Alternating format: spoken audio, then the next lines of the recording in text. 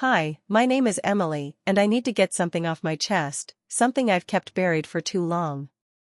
Before you judge me, please listen to my story. I never thought I'd find myself in a situation like this, and I still struggle to understand how everything spiraled so quickly. It's a memory that has haunted me for years, something my husband made me do that changed the course of my life. It all started a few years back. John, my husband, and I had been married for almost 12 years. Like most couples, we'd had our ups and downs, but I never expected this. John was a loving man, but over time something changed. He became distant, more controlling, and less affectionate. I tried to ignore it, telling myself it was just the stress from work, but deep down I knew something was wrong. One evening, John came home from work with a strange energy about him. He seemed unusually upbeat, but there was something almost unsettling in the way he looked at me.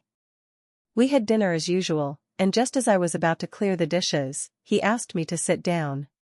His tone was serious, so I complied, my heart starting to race, sensing that this conversation wasn't going to be an ordinary one. "I've been thinking," he started, his eyes avoiding mine. "There's something I need to share with you." I nodded, waiting for him to continue, but the words that followed were not what I expected.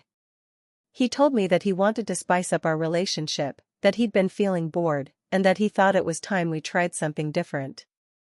At first, I thought he meant a romantic getaway or maybe some counseling to rekindle the spark, but no, what he suggested was far from that. "I've arranged for us to meet two men," he said bluntly. "They're coming over this weekend." I stared at him, not understanding what he was getting at. I didn't know if he was joking or if this was some sick test, but his expression was deadly serious. My stomach twisted, and I felt a wave of nausea wash over me. "What do you mean, two men?" I asked, my voice barely a whisper. "They're friends of mine," he said, trying to sound casual as if this was normal. "We're going to spend the night together with them." I was speechless, my hands trembling as I tried to process what he was saying. This wasn't my husband. This wasn't the man I had vowed to spend my life with. He was talking about bringing two strangers into our home, into our marriage like it was nothing. The thought alone made me feel sick, but more than that, I felt betrayed. "How could you even suggest something like this, John? Are you out of your mind?"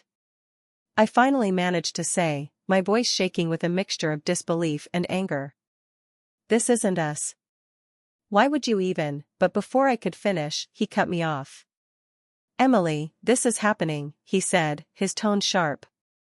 "You need to understand it's something I want, something we need."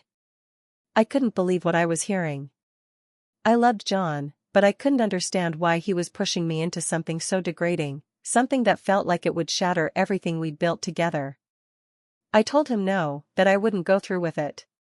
I thought that would be the end of it, that he'd come to his senses and drop the idea, but I was wrong. Over the next few days, John grew more distant. He hardly spoke to me unless it was about the plan. He started coming home late, and when I asked where he had been, he gave vague answers. Our conversations became tense, and the love that once filled our home was replaced with a suffocating silence.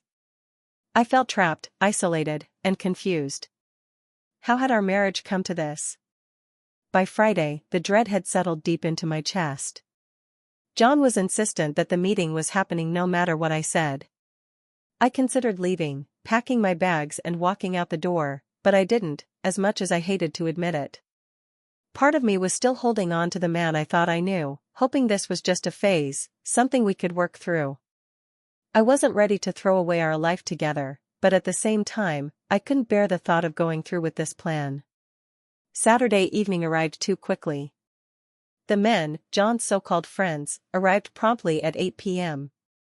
I sat on the couch, my hands clenched in my lap, trying to hold back tears. I didn't even know their names, and now they were sitting in my living room, talking to my husband as if they were old buddies. The air was thick with tension, and I could feel their eyes on me, watching, waiting. I wanted to disappear, to run out of the house and never look back, but then John leaned over to me, his hand resting on my knee. "Emily, it's time," he whispered. I froze, my mind screaming at me to get up and leave, but my body refused to move. John's hand felt like a weight on my knee, anchoring me in place. I couldn't look at him, and I certainly couldn't look at the two men sitting across from me. My heart pounded in my chest, and the room seemed to close in around me. "Emily, please," John said again, his voice lower now, almost pleading. There was something in his tone that made me pause. It wasn't just insistence, it was desperation. For the first time in days, I saw a flicker of vulnerability in his eyes.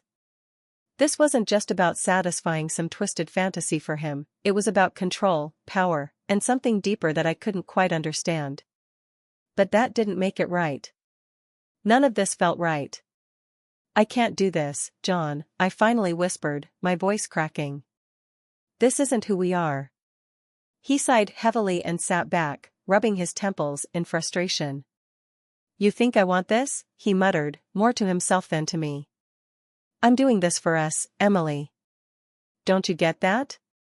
"No, you're not," I shot back, finding a sliver of strength. "You're doing this for you. You've changed, John. This isn't about us anymore, it's about control." For a moment, I thought I saw a guilt flash across his face, but it was gone as quickly as it came. Instead, he clenched his jaw and stood up, pacing the room like a man who had lost his way. I wanted to reach out to him, to pull him back to the man I once knew, but I didn't know how. We were so far from where we had started, and I wasn't sure if we could ever find our way back. As the silence stretched between us, one of the men, let's call him Marcus, cleared his throat. He seemed to sense the tension, but there was an air of impatience about him. "Look," he said, his voice calm but firm. "If this isn't happening, we should probably leave." I glanced up at him and, for the first time, I really looked at him. He wasn't what I expected. He was calm, respectful, and his demeanor seemed more sympathetic than I had imagined. I had built up this idea in my head that these men were predators, but they weren't, they were just people. And somehow, that made the whole situation even more confusing. I didn't want to stay. I didn't want to be part of whatever this was becoming, but the weight of everything, the years with John, the love we once shared, the hope that maybe somehow things could go back to normal, kept me sitting there. I didn't know what to do.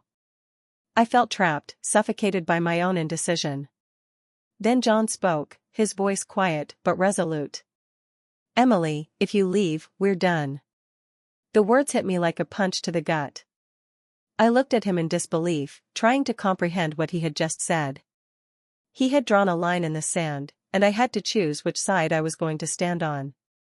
I felt tears welling up in my eyes, but I blinked them back, refusing to let him see me break. "I've given you everything," he continued, his voice steady but cold. "I provided for you, loved you, and this one thing is all I'm asking for in return." I stood up, my legs shaky but determined. "This isn't love, John," I said, my voice barely above a whisper. "This is manipulation." His eyes flashed with anger, but I didn't care anymore. "I couldn't do this. I wouldn't do this." I turned toward the door, fully expecting him to yell, to grab me, to try and stop me, but he didn't. Instead, I heard him mutter under his breath, something like, "You'll regret this." Maybe I would, I thought. Maybe leaving was a mistake, but in that moment, I knew I had to walk away. I couldn't let John or anyone force me into something I wasn't comfortable with. As I stepped outside, the cool evening air hit my face, and I felt a strange mixture of relief and heartbreak. My legs carried me down the street, my mind racing. Where would I go? What would I do? I had no answers, only a deep sense of betrayal and loss. I wandered for what felt like hours before I found myself standing in front of my best friend Sarah's house. I knocked on the door, praying she was home. When she opened the door and saw my tear-streaked face, she didn't ask any questions. She just pulled me into a tight hug and led me inside. Over the next few days, I stayed with Sarah, trying to process everything that had happened. I felt empty, like a part of me had been torn away. I missed John, but I also knew I couldn't go back, the damage had been done, and there was no repairing what was broken. John tried calling me a few times, leaving voicemails that ranged from apologetic to angry.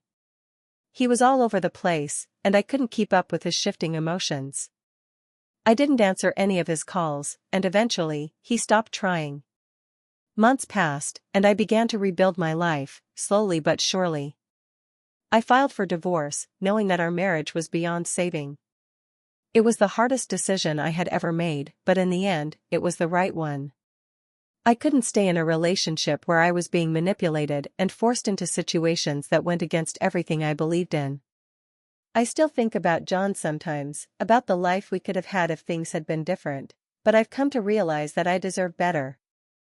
I deserve a love that is built on trust, respect, and mutual understanding, not control and manipulation.